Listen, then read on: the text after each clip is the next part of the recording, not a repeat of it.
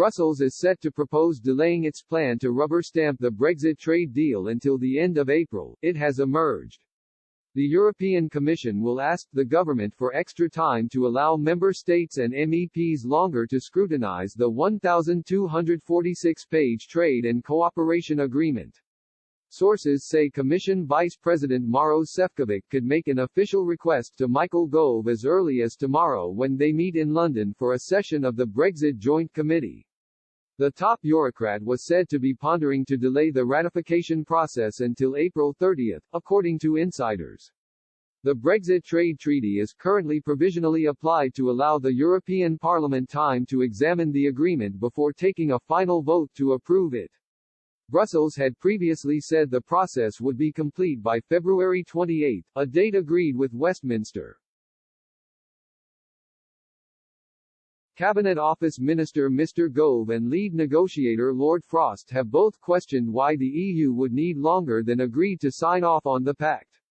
European diplomats say EU officials are struggling to finish translating the Brexit trade treaty into the bloc's 24 official languages by the end of the month.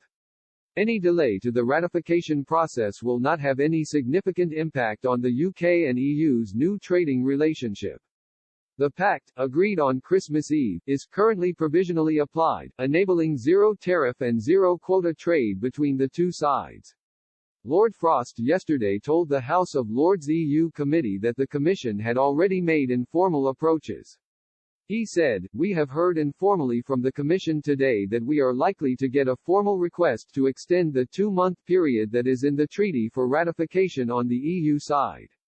We wait to see what that request constitutes and how long they wish to extend the process for. Obviously, it is a little disappointing given that we did discuss this only a month ago." Thursday's joint committee gathering will, however, focus on the Northern Ireland border issue. Mr. Gove is seeking to negotiate an extension to a series of grace periods on Brussels red tape to protect trade between Britain and the region.